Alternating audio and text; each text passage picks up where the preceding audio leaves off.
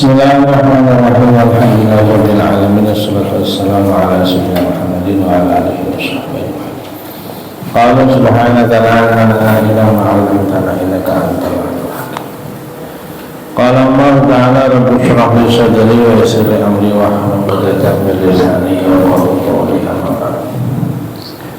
Qala al-musannifu rahimahullahu ta'ala wa nafa'ana bihi wa bihi min karimih.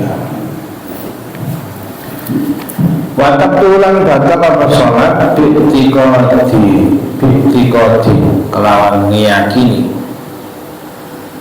Awzani fardin utawa nyono rukun fardu Wayanin kang den tentoaken Min buru diasaken dodo fardune sholat Naflan ing sunnah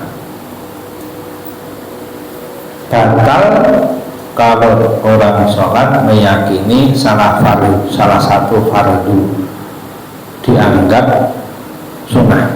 Misalnya orang meyakini kalau sujud itu sunnahnya sholat, itu batal sholatnya karena sujud itu wajib.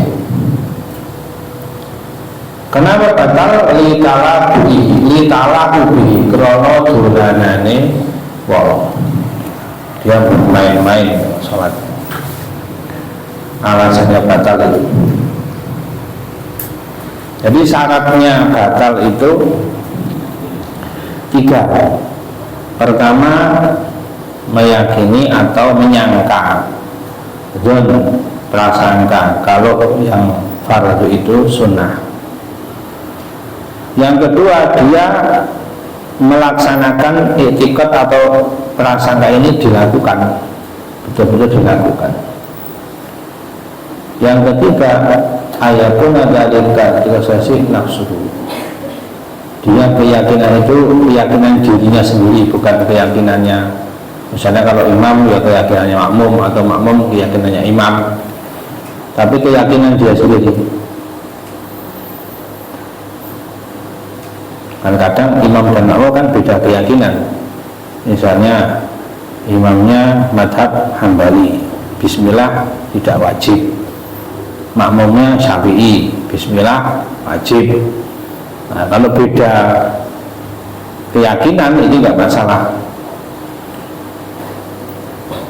Yang batal kalau seorang Syafi'i kok meyakini bismillah itu tidak wajib. Nah, itu yang batal. La ini takoda ora batal lamun yakini sapa alami wong kang awam naflan ing sunnah min af'al ya sang pira-pira penggaweane rukun fi'line salat fardhan ing fardu.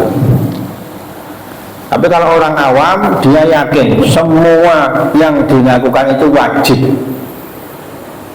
Kadang dia nyangka kalau baca tawajuh itu wajib, wajah itu wajahiyah dan lagi sebelum Fatihah itu doa iftitah. Kalau yang meyakini orang awam, orang umum tidak batal. Maksudnya orang awam itu bagaimana? Orang awam adalah man lam yahsul minal fiqhi syai'an yahtadi bihi ilal baqi. Itu pengertian orang awam. Dia tidak punya ilmu fikih yang cukup yang bisa mengetahui hukum-hukum lain yang berkaitan dengan masalah tersebut. Itu awam namanya. Atau orang yang di situ tidak bisa membedakan mana yang fardu, mana yang sunnah dalam sholat. Pokoknya dilakukan semuanya. Itu orang awam. Tapi kalau orang alim bisa bedakan ini wajib, ini sunnah. Ada yang mengatakan orang awam itu man yastaghil bil ilmi zamanan taqdil adah dan lebih beda fardhi dan nafli. Ada yang mengatakan kalau orang alim, orang alim itu yang sudah punya ilmu, sibuk mengaji, sekira dalam adat kebiasaannya kalau sudah ngaji selama itu dia bisa membedakan mana yang wajib, mana yang sunnah dalam sholat. Kalau belum seperti itu berarti masih awam. Kalau sudah tahu kok nggak bisa membedakan, kok menganggap semua fi'lunya suatu wajib, ini yang batal. Sudah ngaji setahun, 2 tahun misalnya, kok nganggap kalau baca ta'awud itu wajib, baca tawajuh, baca doa itu wajib misalnya. Nah ini yang bahaya, karena dia orang alim. Tapi kalau masih awam, dimaafkan.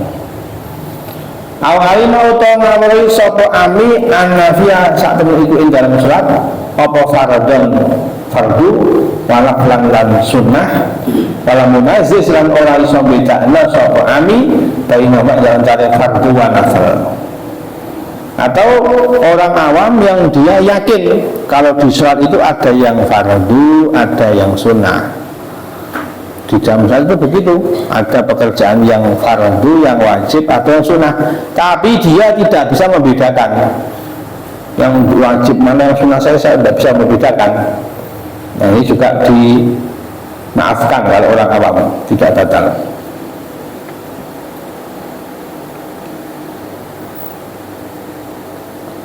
Wala qasada wala yumayyiz wala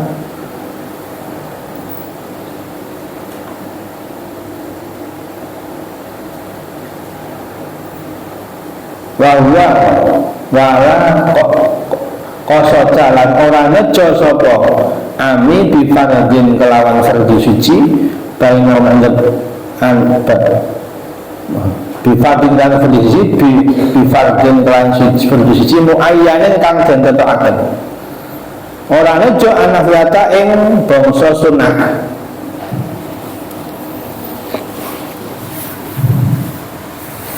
Jadi dia tidak sengaja melakukan salah satu fardu sholat bahwa itu sunnah, ini sujud itu sunnah misalnya begitu.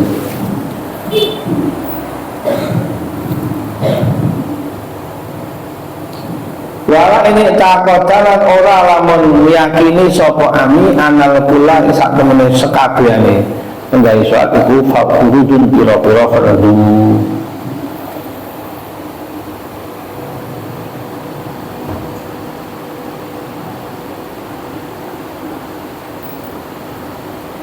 Jadi tidak batal kalau menganggap semua yang dilakukan sholat itu fardu.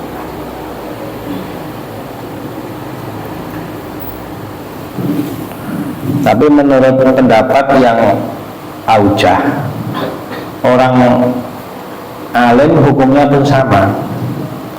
Kalau menganggap semuanya fardu, ini pendapat yang kuat tetap tidak batal meskipun alim. Tapi belum sepakat. Kalau orang bodoh sepakat semuanya.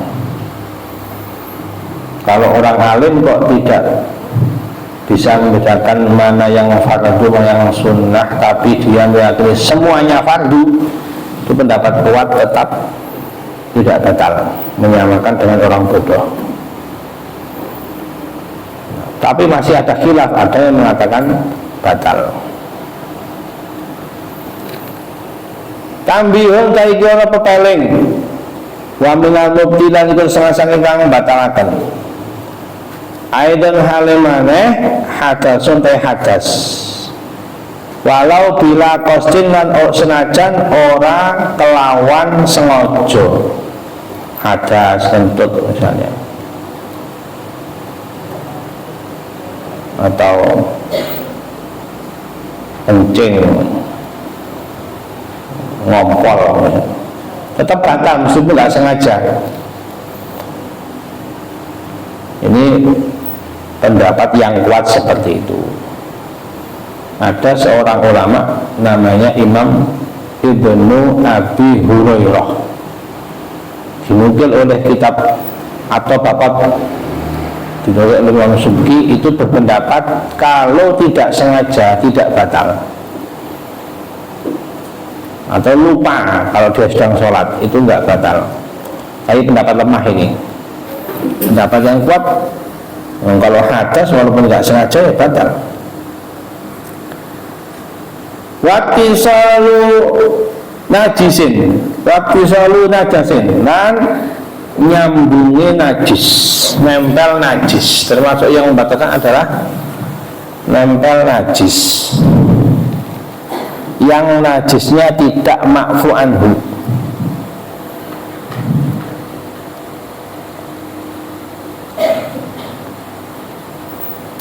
Kalau misalnya orang itu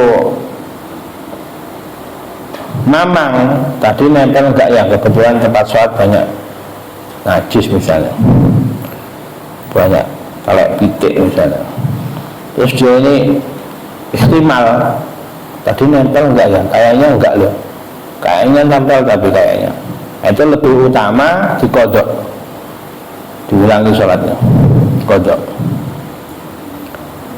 Atau dia yakin sebelum sholat dia sudah menginjak kotoran misalnya, ini wajib kodok. Kalau mamang lebih utama kodok. Kalau yakin sebelum sholat sudah nempel, wajib kodok.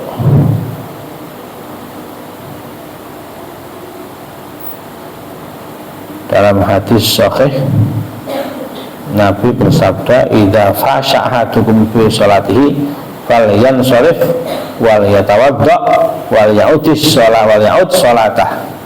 Kalau kalian ini hadas, kentut dan yang lain ini dalam sholat, maka wudulah dan ulangi sholat. Layu fakang ora den ngapura apa najis. Kalau najis yang ma'fu anhu, banyak yang dima'fu.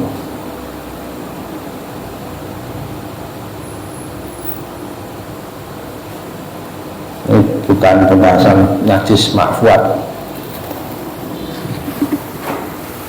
Misalnya yang dima'fu itu kotoran burung yang banyak, sulit untuk menghindar, itu dimaafkan.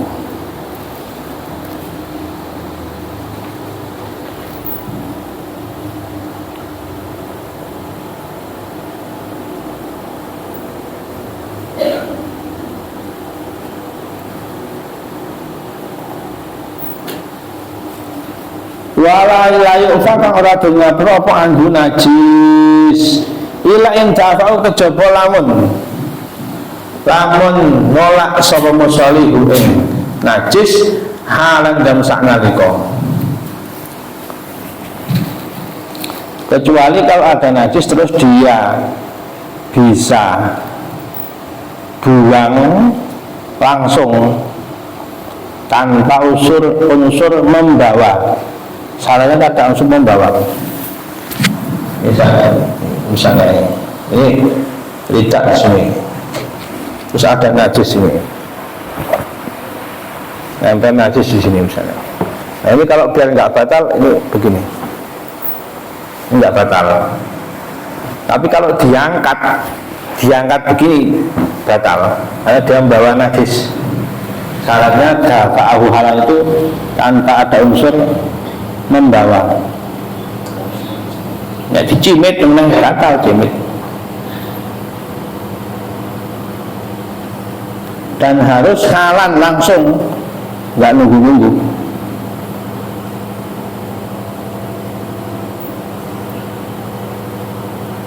Kalau najisnya kering, ya lebih mudah, tinggal dihentakkan bajunya, dikibaskan. Kalau najisnya basah, nah ini ya harus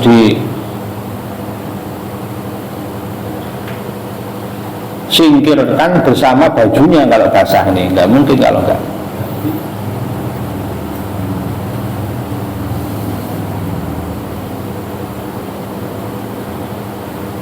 Syaratnya jangan sampai membuka aurat, nanti ada selain membuka aurat.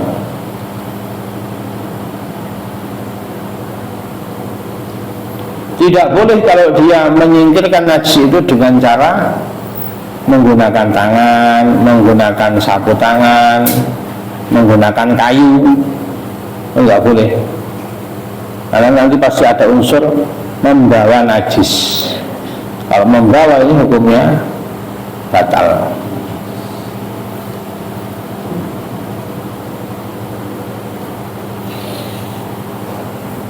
Wangki safu auratin lan kebukai aurat, termasuk katakan saya adalah terbukanya aurat. Illa in kasyafaha kejaba membuka ing aurat apa rihun angin. Fasa taro mongko nutupi musolli ing aurat handeng saknalika. Terbukanya aurat di tengah sholat ini membatalkan, kecuali kalau yang membuka itu angin. Angin itu enggak punya akal. Angin kena kipas misalnya, terus sarungnya itu buka kelihatan paha, batal sholat. Apa enggak batal sholatnya kalau kena angin. Tapi kalau yang membuka itu temannya yang sudah tamyiz, ini batal. Disamakan dengan angin hewan yang nggak punya akal. Misalnya ada monyet datang terus buka sarung misalnya, itu nggak batal karena monyet nggak punya akal. Atau anak kecil yang belum tamyiz, ini juga dimaafkan. Tapi temannya guyon terus sudah tamyiz, batal itu.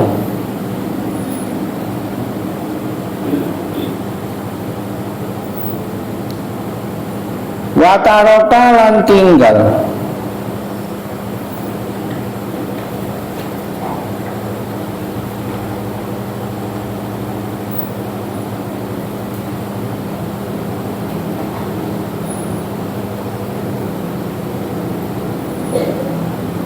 Wakar kuruknin yang tinggal rukun amdan hale sengaja,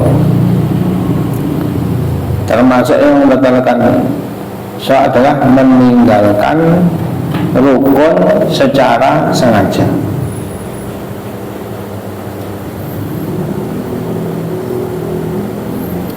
Kalau meninggalkan rukun tidak sengaja tidak batal, nanti sunahnya sujud sahwi, menambah 1 rakaat dan ditambah dengan sujud sahwi.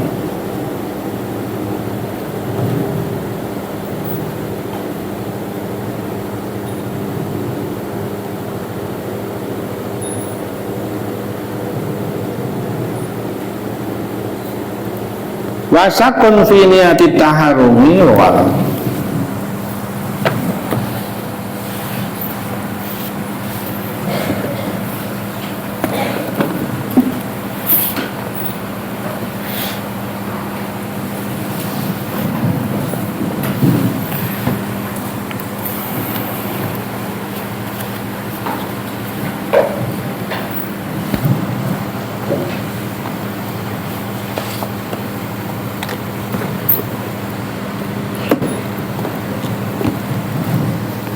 surat Al-Maidah ayat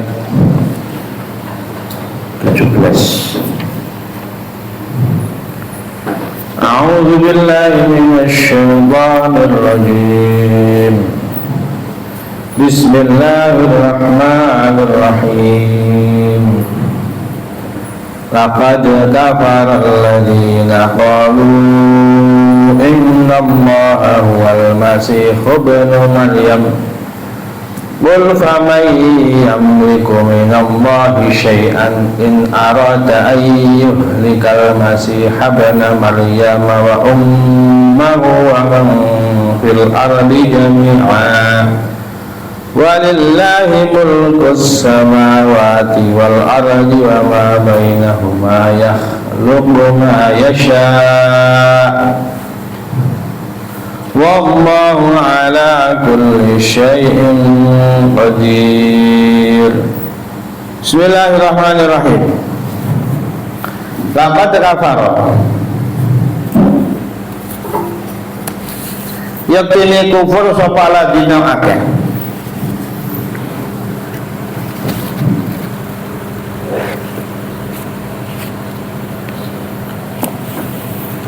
Kalau kang padha ngucap sapa aladina innahu hasane Allah iku huwa ya Allah iku al-masih Nabi Isa ibnu Maryam anak lanange Maryam. Haitsu jaluhu ing dalem sekalian dadekaken sapa aladina ing masih ibnu Maryam ila yang ing pangeran. Wa hum mutai aladina iku al-Yaqubiyatu golongan Yaqubiyah rupane firqotun pantan minan nasara saking wong-wong Nasrani. Sungguh kafir. Jadi dalam Al-Quran kalau ada lam, ada qad, itu berarti menyimpan kosam. Ada 3 taukid, lam taukid, qad litahqiq juga taukid menguatkan. Jadi menyimpan wallahi laqad kafaral ladzina qalu innallaha huwal masih ibnu Maryam. Diperkirakan seperti itu. Demi Allah, sesungguhnya benar-benar telah kafir orang-orang yang mengatakan Allah itu Nabi Isa, Allah itu Yesus. Ini benar-benar sumpah Allah kafir mereka. Maknanya kafir itu tertutup, mastur, sataro, kafaro sataro, tertutup dari minal hidayah, dari hidayah. Jadi kafir itu tidak kasar. Kata-kata kafir itu bukan kata yang kasar, maknanya itu tertutup dari hidayah, menutup diri dari hidayah. Jadi mereka itu kalau kafir itu salah sendiri. Kenapa nggak masuk Islam? Ya, orang dikatain kafir kadang kok marah, memang nggak mau masuk Islam. Kalau memang sekiranya nggak mau dikatain kafir, dia masuk Islam. Tapi menyebut kafir itu bukan perkataan yang kasar, bahasa Arab itu. Maknanya itu menutup dari hidayah. Setiap Al-Quran kalau ada kata-kata laqad, ini sama semuanya. Wallahi menyimpan kosam laqad kafara. Misalnya laqad khalaqnal insana fi ahsani taqwim. Itu maknanya wallahi laqad khalaqnal insana fi ahsani taqwim. Qul ngucap sira Muhammad faman mongko sapane wong yang miliki sapa man ayat fa'in yanto nolak sapa man min adzabilai saking siksane Allah sayan ing suci-suci arada lamun ngersakno sapa Allah ayyuh likayanto mateni Allah al-masih ing Nabi Isa ibnu Maryam anak kang dadi anak lanange Sayyidah Maryam wa ummahu lan ibune Isa Maryam ummahu ibune al-Masih. Paman lang wong fil ardi kang dalem bumi jami'an hale sekabehane. Ini bantahan pertama. Ada 4 ayat, 4 potongan ayat dalam satu ayat ini. Ada 4 potongan kalimah, potongan kalam membantah teologi ya sekarang ini. Doktrin kalau Nabi Isa atau Yesus. Isa itu Arabnya, kalau bahasa Latinnya Yesus. Nabi Musa itu Latinnya Moses.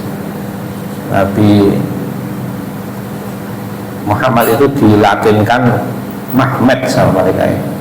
Kalau Nabi Ibrahim disebut Abraham, Nabi Yusuf disebut Yosef, Nabi Isa disebut Yesus. Nah, ini Nabi Isa ini bukan Tuhan, bukan Allah. Allah berfirman ini, qul faman yamliku minallahi syai'an in arada ayyukal masih ibn Maryam ummuhu wa man fil ardi jami'a. Siapa yang bisa menolak kalau Allah mau membunuh, mencelakai Nabi Isa dan ibunya dan semua orang di dunia ini, karena menurut mereka, keyakinannya mereka, Nabi Isa atau Yesus ini salib, berarti mati. Nah, terus yang bunuh, siapa yang bunuh? Tuhan. Tuhan mau bunuh diri sendiri. Itu kalau secara logika sudah tidak bisa dinalar. Terus sekarang ibunya Maryam pun meninggal. Kalau memang Nabi Isa itu Tuhan, orang itu kalau sama ibunya pasti cinta. Nggak mungkin kok orang itu kok bunuh ibunya sendiri, nggak mungkin. Logikanya ya kalau ibunya mau mati pasti ya bilang nggak boleh ibunya. Ini ibunya Tuhan ini. Harusnya Tuhan itu menolak kematiannya Maryam kalau memang Nabi Isa itu Tuhan. Wong Tuhan dibunuh kok diam saja. Tuhan kok lemah. Tuhan kok lahir dari farjinya seorang wanita. Maksudnya ini begitu. Allah itu menyampaikan Nabi Isa itu bukan Tuhan, bukan Yesus itu bukan Allah. Dia nggak bisa menolak ketika Allah yang menginginkan untuk membunuh Nabi Isa, membunuh ibunya dan semua orang di bumi ini. Nabi Isa tidak mampu, nggak bisa menolak. Ayalah ada tegesiran nang suci yang miliku kang miliki ahad dari kaya mengkono-kono yadfa, dari kaya mengkono-kono man yang meliku min nawi syai'an. Walau kana lan lamun Allah sapa almasih Nabi Isa iku ilahan pangeran lakot kuwasa sapa Isa alhi ing atase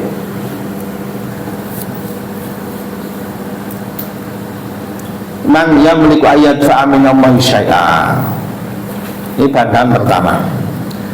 Bantahan yang kedua, walillahi mulkus samawati wal ardi wa ma bainahuma. Walillahi yang kedua Allah mulkus samawati kratone pira langit wal dan bumi wa malan perkara bainahuma antara langit wal ardi, as-samawat wal ardi. Semuanya di langit bumi dan keduanya itu milik Allah, termasuk Nabi Isa.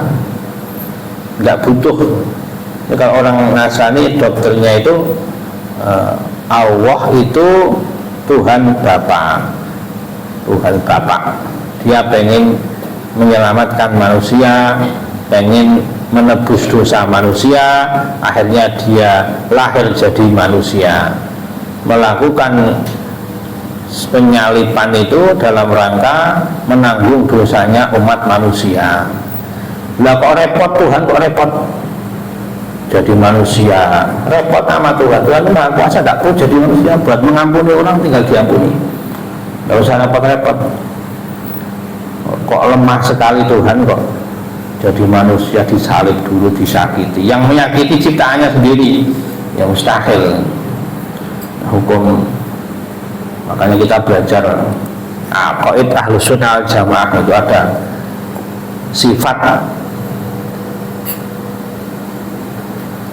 sifat iradah, sifat qadiran, muridan. Sifat qadiran Allah itu sifat al-qadir, sifat kuasa Allah itu tidak boleh bertentangan dengan zatnya sendiri.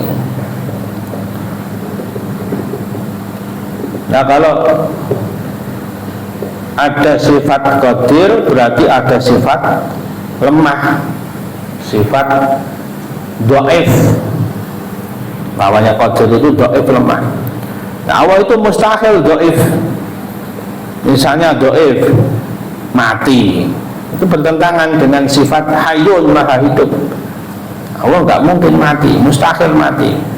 Ada orang kok mati berarti bukan Tuhan, berarti bukan Allah. Allah itu pasti kuasa, pasti maha perkasa. Kok satu saat kok lemah ditangkap orang-orang Yahudi, terus disalib, dipaku tangannya, paku kakinya, katanya begitu. Nah, Tuhan kok lemah dipaku-paku sama manusia kok. Nah, ini nggak masuk akal. Makanya lillahi mulkus samawati wal ardi wa di alam semua itu milik Allah.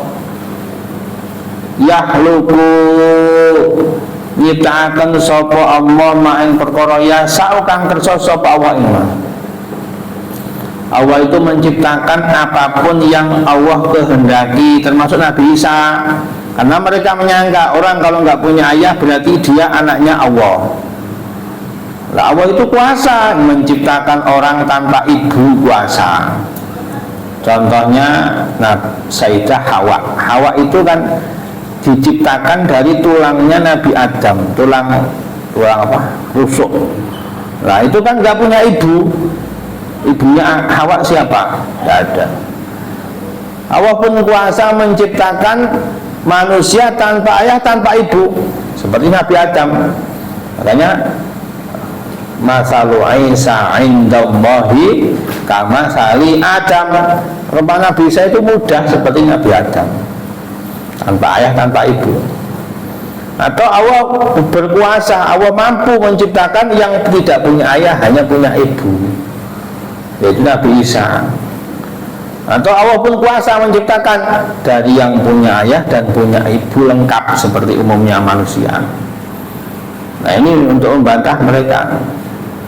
Wallahu ta'ala, Allah yang ketiga, yang terakhir ini, wallahu ala kulli syai'in qadir. Jadi Allah itu maha kuasa. Nah, orang Nasrani ini mereka musyrik, banyak laqad kafaro.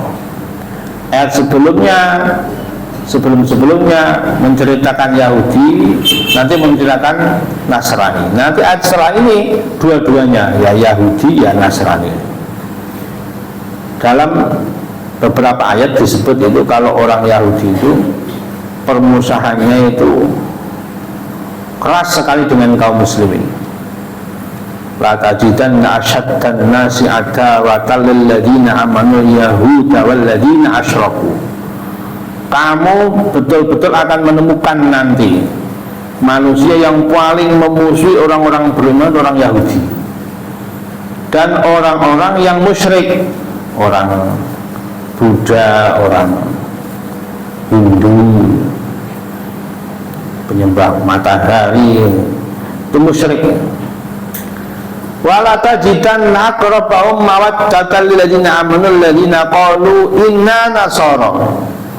Sebaliknya, agama yang paling mawaddah, paling mencintai orang mukmin, yang mereka ini lembut-lembut hatinya, itu orang-orang Nasrani.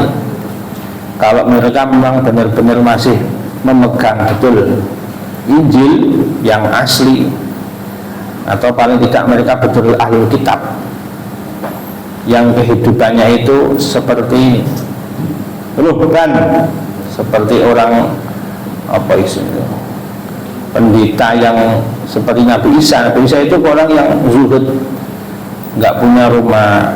Nabi Isa itu, jadi kehidupannya Nabi Isa itu alasnya, lantai rumahnya langsung tanah, atap rumahnya langsung langit. Nabi Isa tidak punya rumah, mengembara ke sana kemari. Ada lihat mengatakan Nabi Isa itu belum menikah, atau mengatakan sudah menikah. Kalau mengatakan Nabi Isa itu belum menikah, besok akan menikah ketika turun. Karena menurut syariatnya Nabi Isa itu memang fokus ibadah, nggak menikah, itu syariatnya begitu. Tapi ketika besok turun di bumi, Nabi Isa akan mengikuti syariatnya Nabi Muhammad SAW. Kalau Nabi menikah berkali-kali menikah Nabi. Nah, ini Nabi Isa besok akan mengikuti syariat Nabi akhir zaman. Tetapi sifatnya orang Nasrani yang betul Nasrani ini hatinya lembut, kata Al-Quran ini. Banyak tokoh-tokoh Nasrani dalam sejarah itu masuk Islam, tapi jarang kalau orang Yahudi masuk Islam, jarang. Salah satu tokoh dalam sejarah yang masuk, orang Nasrani yang masuk Islam itu adalah Raja Najasyi. raja Ethiopia. Nama aslinya itu Najasyi itu gelar di Ashomah. Maksudnya itu Ashomah bin Abhar. Ashomah bin Abhar itu Raja Najasyi. Ada orang Nasrani punya gelar besar, seorang raja dari Ajam. Ajam itu non Arab. Yang pertama kali masuk Islam itu ya orang Nasrani, yaitu Raja Najasyi. Nabi mengirim surat ke Persia, ke Romawi, ke Raja Mesir, Raja Bahrain. Banyak raja-raja ini dikirimi surat oleh Nabi, didakwai supaya masuk Islam. Nggak ada yang masuk Islam.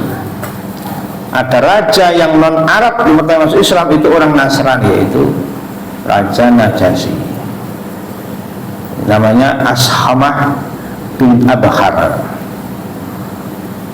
Kalau orang Arab menyebutnya Nejus namanya. Nah, ini Ibnu Hajar dalam kitab namanya Al-Isobah fi Tamyiz Sahabah. Ini masukkan Raja ini termasuk dalam sahabatnya Nabi, masuk Islam. Dan awal kali kaum muslimin hijrah menyelamatkan agama dari ancaman orang-orang Quraisy pertama kali ya ke Habasyah. Jadi Nabi yang menyampaikan, inna bi ardil Habasyah malikan la yadlimu ahad, la yudlamu ahadun indah, fa'alhiqu bi biladi hatta ya'lamallahu lakum farajan wa mahrajan mimma antum fihi. Karena orang-orang di Makkah disiksa, ada yang dibunuh oleh orang-orang Quraisy, banyak yang hijrah ke Habasyah. Kata Nabi, di sana ada raja yang tidak zalim, itu Raja Najasyi. Termasuk yang hijrah ke Habasyah adalah saudaranya Nabi, sepupunya Nabi, Ja'far bin Abi Thalib. Saudaranya Sayyidina Ali dijuluki Ja'far At-Tayyar, itu yang hijrah ke Habasyah.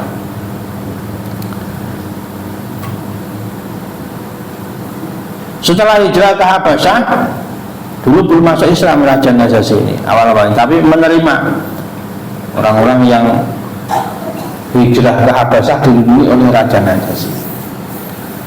Diceritakan oleh Sayyidah Ummu Salamah, ini termasuk istrinya Nabi, Ummul Mukminin, Sayyidah Ummu Salamah. Beliau juga ikut hijrah ke Habasyah. Dalam riwayat Ahmad, Sayyidah Ummu Salamah menceritakan dulu orang-orang ketika hijrah ke Habasyah diterima, dilindungi. Akhirnya orang-orang Quraisy tidak terima. Sudah hijrah ke Habasyah masih dikejar oleh orang-orang Quraisy ini, kaum muslimin. Mengirim 2 orang dari Quraisy ini, yaitu Amr bin As dan Abdullah bin Abi Rabi'ah. Ini dulu belum masuk Islam, masih kafir. 2 orangnya diutus ke Habasyah agar merayu Raja Najasyi supaya kaum muslimin yang hijrah ke Habasyah ini diusir kembali ke Mekah. Datang ini orang Quraisy, rombongannya Quraisy ini membawa hadiah-hadiah, termasuk kulit-kulit. Ini yang disukai Raja itu, kulit-kulit. Terkenal ini senang kulit. Misalnya kalau berburu kulit, dapat kulitnya kijang, disamak kulitnya hewan apa.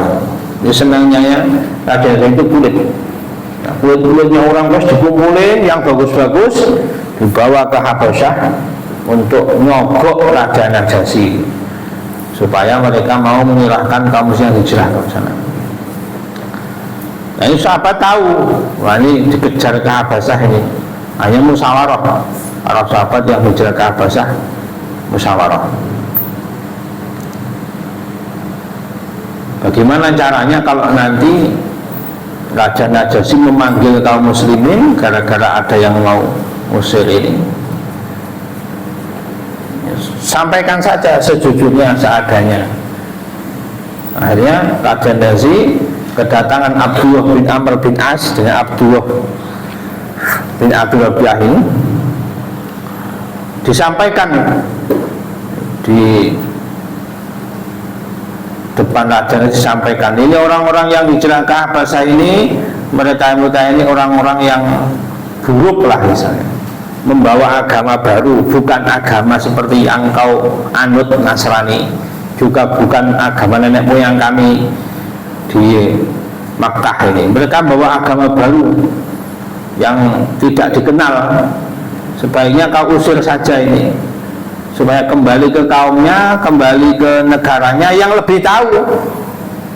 Kaumnya, warganya lebih tahu orang-orang ini dibanding di Habasah sini.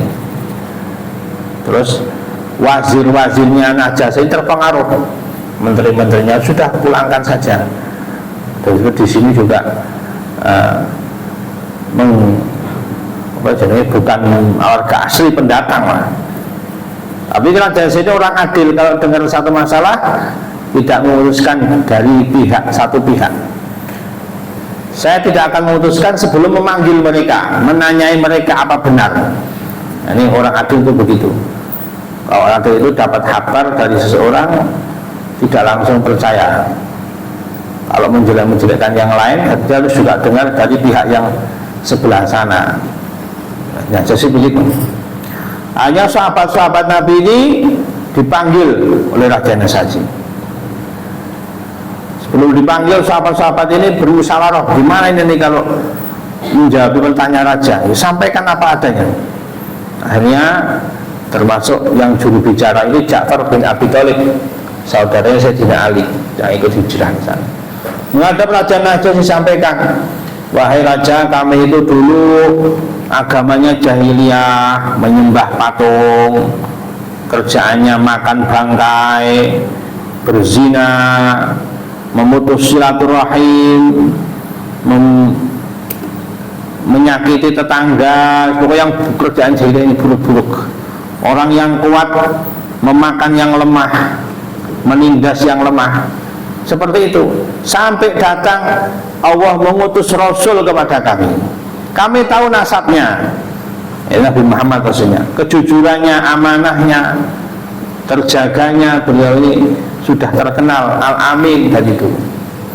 Beliau mengajak kepada Allah untuk hanya menyembah kepada Allah, tidak menyekutukan. Akhirnya kami lepaskan semua ini, baju-baju jahiliyah kami lepaskan, agama-agama yang disembah oleh ayah-ayah nenek moyang kami tinggalkan, yaitu menyembah batu, menyembah patung. Kami diperintahkan untuk jujur, melaksanakan amanah, menyambung silaturahim, berbaik kepada tetangga, jangan mengambil yang haram, yang bukan haknya, jangan menumpahkan darah, melarang kami berzina, berkata buruk, sumpah palsu, makan harta anak yatim, menuduh orang baik-baik berzina. Kami diperintahkan hanya menyembah na'budallaha wahdah, hanya menyembah pada Allah saja, tidak ada yang lain. Setelah disampaikan itu, rajanya Najasyi itu kagum, Masya Allah ini. Akhirnya nggak jadi diusir. Nah, kalau seperti itu ya baik, menghalalkan yang halal, mengharamkan yang haram. Salahnya di mana? Akhirnya nggak jadi diusir. Nah, ini Abdullah bin Amr bin As dan Abdullah bin Abi Rabi'ah yang diutus orang Quraisy ini, saya kecewa. Kurang ajar ya, besok akan saya bongkar lagi. Pulang kecewa, besoknya balik lagi menghadap raja, disampaikan kepada raja, mereka ini menganggap Tuhan kamu itu Yesus hanyalah manusia biasa, bukan Tuhan. Keyakinan mereka itu mengganggu keyakinan kalian. Provokasi. Akhirnya rajanya ya penasaran, betul nggak ini? Nah, sahabat dipanggil lagi, sebelum dipanggil musyawarah lagi, bagaimana jawabannya nanti? Tidak ada yang lebih pusing ini, mau dipanggil, mau nanti kalau salah diusir kembali ke Mekah, bahaya ini, terancam nyawanya ini. Ini setelah berembuk, termasuk yang dipimpin oleh Ja'far bin Abi Thalib. Nah, kita sampaikan apa adanya, bagaimana ajaran Al-Quran, siapa Nabi Isa, sampaikan seperti apa adanya. Ya, setelah dipanggil Raja Najasyi, disampaikan bagaimana menurut kamu Isa bin Maryam ini, bagaimana Al-Masih, nah itu menurut kalian itu bagaimana? Dia adalah Nabiullah wa Rasuluh Abdullah Ruhullah, puji-puji gitu. Tapi tidak ada sebutan Allah, sebutan dia ini Allah, bukan anak Allah, bukan, tapi dia ini seorang manusia, hamba Allah, utusan Allah yang dijuluki Ruhullah. Nah, ya apa ya? Ya memang Nabi Isa itu ya seperti itu.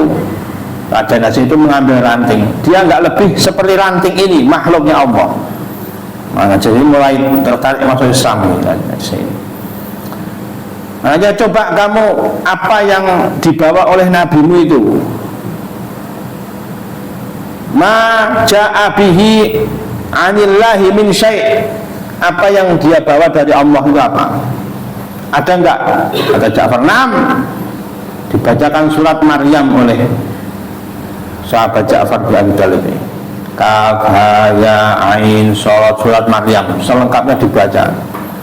Nah, Raja Najasyi mendengar surat Maryam ini menangis semuanya, termasuk wazir-wazirnya, menteri-menterinya, diceritakan di situ Sayyidah Maryam, Nabi Isa, Nabi Yahya, Nabi Zakaria, nangis semua. Terus bersumpah, inna hadza walladzi ja'a bihi Isa liyukhrija min miskah wahidah. Ini yang dibacakan oleh para sahabat Nabi dari Mekah ini dengan apa yang dibawa Nabi Isa itu dari sumber yang sama. Artinya Al-Quran, Injil itu sumbernya sama. In taliqa fawauhila uslim ilaikum abada wala akad. Kalian berdua itu sekarang pulang sana ke Mekah, saya nggak akan menyerahkan nih sahabat-sahabat Nabi yang dihabasa kepada kalian. Hanya kecewa ini Amr bin As, pulang kecewa ini. Hanya ada riwayat bahwa Nabi itu ketika Raja Najasyi ini meninggal, Nabi mensolatkan ghaib. Nah, ini dalil dari madzhab Syafi'i, ada sholat ghaib untuk jenazah. Dulu Nabi pernah mensolati ghaib Raja Najasyi ketika meninggal. Ini dalilnya madzhab Syafi'i. Kalau selain madzhab Syafi'i nggak ada sholat ghaib, mayit itu nggak ada. Madzhab Malik nggak ada sholat ghaib ini. Kalau Syafi'i ada sholat ghaib. Dalilnya yaitu dulu ketika Najasyi meninggal, Nabi mensolatkan ghaib. Berarti Najasyi ini masuk Islam. Hadis dan hadis riwayat Bukhari, anna Rasulullah sallallahu alaihi wasallam ma'an Najasyi fil yaum alladzi mata fihi wa kharaja bihim ilal musalla fa shaffa bihim wa kabbara alaihi arba'a takbirat. Nabi ketika Raja Najasyi meninggal itu keluar bersama para sahabat dengan sholat dengan 4 takbir, jadi menyolati mayit. Ini dalil madzhab Syafi'i kalau ada sholat jenazah ghaib. Matal, kata Nabi itu, matal yaum rajulun soleh faqumu fasallu ala akhikum ashamah. Di hari ini telah meninggal seorang laki-laki yang soleh, kalian berdiri sholatkanlah saudara kalian Ashamah bin Abhar. Ini orang Yahudi itu lebih dekat kepada Islam, lebih banyak yang masuk Islam dibanding orang Nasrani dibanding orang Yahudi. Wa ala kulli syai'in samsuci sa'ahu kang kersa Allah ing sa'iku qadirun maha kuwasa. Wa qala al-yahud lan nasara wa